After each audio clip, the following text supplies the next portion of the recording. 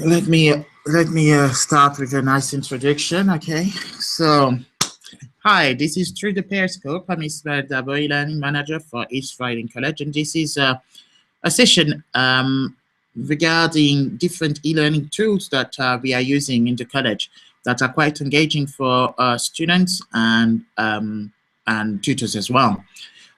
We've used Adobe Captivate as a mean to learn new things, assess students in an efficient manner, and collect data.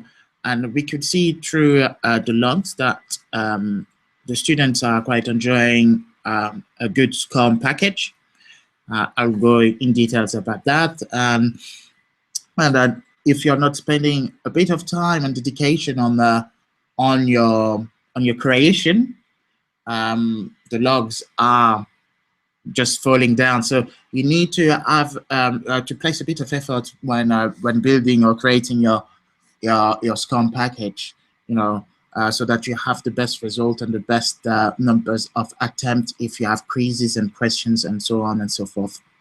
Anyway, within this Through the Periscope, which should last for half an hour in the first instance, and then depending if there are other viewers or not, I will be talking about the Moodle plugins. Anyway, all the videos are stated below. So you have Adobe overview that I've done a video review. You've got the Moodle plugins overview, just a small overview of the Moodle plugins that you can inject into your Moodle platform, and that we've used in the college. And yeah, that's it really. I was expecting a bit more of a Q&A session, but I think I will go straight diving into it and show you what Adobe Captivate is all about. So let me share my screen. Just give me a second. Start screen share. There we go. So you should be able to see my screen, hopefully. And this is how you start with when you launch Adobe Captivate. You've got a little window where you have recent, so your most recent project. If you've not got anything, you won't have anything in there. You've got new, responsive project, software simulation, video demo, from PowerPoint, from project template, and blank project. So you have several different options available here, and they are obviously to your needs or requirements. So I will select most of the time responsive project, because I would like my learners or the learners around the college to be able to access the content on various platforms. Could be on the tablet or mobile phone. Software simulation is different, as if you want obviously a software simulation and training as a training guide really. I won't use that. I use the responsive project. And over there, you've got the sample project tutorial. So really good way of learning more about Adobe Captivate is over here. And you've got some videos straight through that will show you, and some good examples. This Cloud Air soft skill sample is absolutely really good, with voiceovers and animations and so on and so forth, giving you a taste and flavor of what you can do with this tool. But on this instance, I will click responsive project. So click create.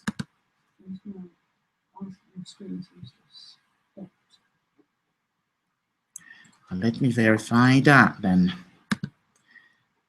It's still showing. It's showing fine. It's showing fine. Sorry, just a second. Apparently, I've got a technical issue. Just give me a second. Should be all.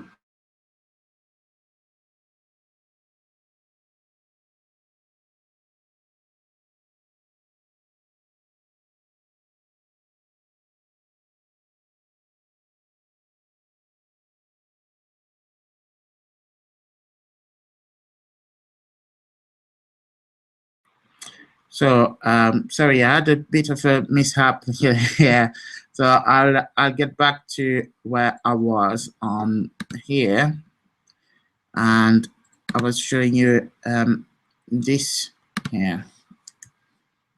So back into Adobe Captivate. I don't know if that will be recorded within the overall session. I hope I've not lost the beginning of this Google Hangout. So yeah, here we go. So you have we started off with a responsive project on Adobe Captivate. If you've never been if you've never used any of the Adobe product, so you're probably not familiar with it all. I'm using a Mac at the moment, but the layout is basically more or less the same PC or Mac. So we on the as a default, on the right-hand side, you've got the property pane with the style, the actions, and some options that you can move or add. You've got the timing and several options that allow you to control what you've got on here. But you can change the overall look if you want by clicking on the top here and just either reset or new workspace, and you can manage your windows and the sort of options. Or you can go here, and if you want, let's say, mobile palette, you can add that, and you can, I think, can you drag it along? Probably not on this, but usually when you have things like that, you can actually drag them along. Timing properties, publishing library, let's try. Yeah, here we go. So I've added library, and you can see it's down here at the bottom right here. So at the bottom of the page, you'll have a timeline and the effect that to your liking if you start creating. Over here, you've got your slide, a bit like Outlook, really. Oh, not Outlook, PowerPoint, sorry, where you have the different slide of just like a PowerPoint, really. And you can add your slide like this. And this is the most important part, I think, of Adobe Captivate. This is how, if you want to collect some sort of answers from your students and learners, this is how you do it, by clicking the question slide. And you'll see here that you have a bunch of options. Don't know if I can zoom on it. Oh, probably not. You have the multiple choice, the true or false, filling the blank, and short answers. So depending on what you want and how you've planned this, if you have already set up, let's say, questionnaire with answers, or some exercises that you want to assess your student on, but you have everything up and ready, you can create something really, really fantastic with this, and it will give them the answers and so on and so forth. Once you've created this, obviously you have to test it out, and you have to test it out within the preview pane here. But not only that, you have to probably start play the slide, export it, and so on and so forth. You can place obviously media and all the rest of it. That's within your creation. I mean, it's self-explanatory what you can do here. Once you're happy with it all, since we are using Moodle, it's not really a publication for on my website or as an app. What we really need to do is export it as or publish it. Sorry, publish setting and export it as a SCORM, as opposed to an app or an HTML file or SWF file, which is a Swift file. So here you'll have, I think it's within general setting, is it? Can't remember now. I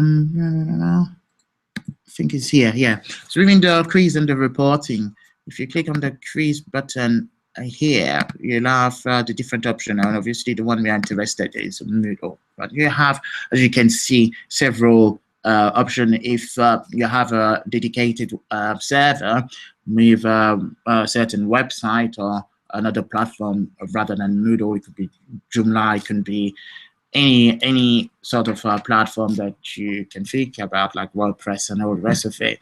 You can actually create your content and have that within the internal server. There, then you have Adobe Connect if you pay the subscription, I believe, and other LMS, and question mark perception. I will stop this broadcast for now, just to make sure that I've got actually some recording. Apparently, my colleague is informing that that's not really working live, so we'll test it out. And I'll just stop the